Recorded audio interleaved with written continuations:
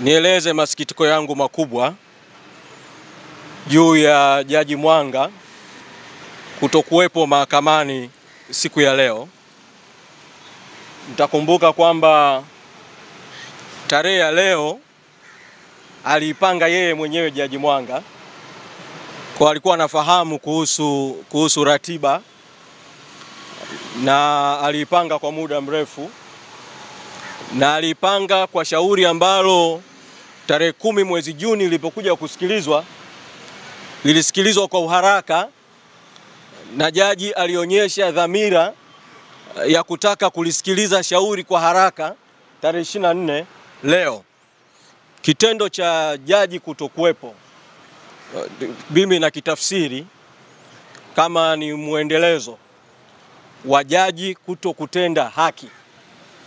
Ningependa kuwataarifu tu wanachama kwamba tayari tulikwisha iandikia barua mahakama kuitaarifu kutokuridhishwa kwetu na mwenendo wa Jaji Mwanga katika kesi hii, na tumependekeza kwamba jaji ajiondoe kwenye kesi hii.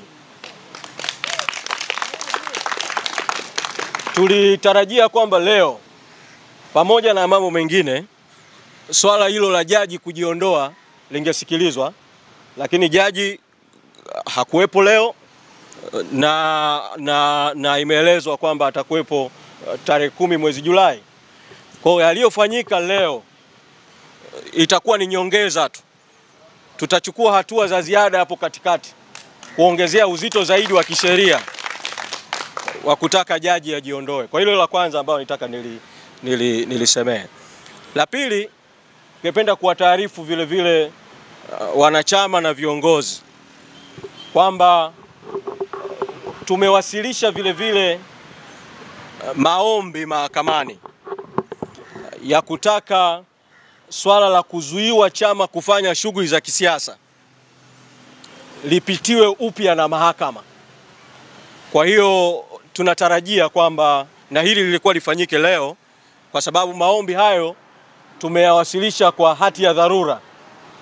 Tulitarajia kwamba leo kusingeendelea kwanza kusikilizwa lile shauri la msingi, kungeanza kwanza kusikilizwa maombi yetu ya kutaka uamuzi ule wa awali wa jaji uweze kuondolewa.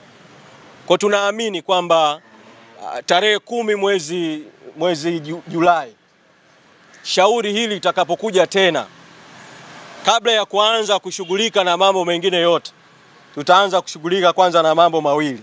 Moja, swala la jaji kujiondoa, lakini pili, maombi tuliyowasilisha ya zuio hilo liweze kuondolewa ili yale makatazo yote yaliyotolewa kwenye uamuzi wa jaji wa tarehe 10 mwezi Juni yaweze kuondolewa. Niseme kwa ufupi tu kidogo kuhusiana na hayo makatazo ambapo makamu mwenyekiti wa chama atazungumza zaidi. Tarehe 10 mwezi Juni jaji alitoa amri mbili. Amri ya kwanza ilimhusu katibu mkuu wa chama na bodi ya wadhamini kuzuiwa kuitisha shughuli za kisiasa au kushiriki shughuli za kisiasa. Nataka kuwafafanulia tu wanachama wa Chadema kwamba amri hiyo ilihusu bodi ya wadhamini na katibu mkuu wa chama, haihusu wanachama na viongozi wengine kuendelea na shughuli za kisiasa za chama bila kutumia rasilimali za chama. Amri ambayo inahusu bodi ya wadhamini, katibu mkuu, wanachama na viongozi wote ni amri ya pili ya jaji juu ya matumizi ya rasilimali za chama.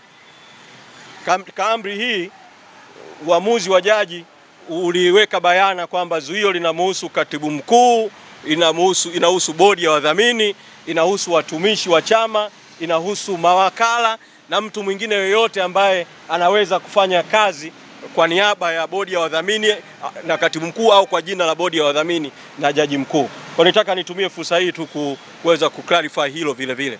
Ninawaomba wanachama muwe wavumilivu katika kipindi hiki. Tunajua kwamba tunapita katika kipindi ambacho watawala wameamua kutumia mbinu haramu kudhibiti vuguvugu halali la wananchi la no reforms no election. Ninachowasihi tu ni kwamba pamoja na uvumilivu tulionao, tusirudi nyuma na msirudi nyuma kwenye mapambano yaliyoko mbele yetu ya no reform no election. Asanteni sana.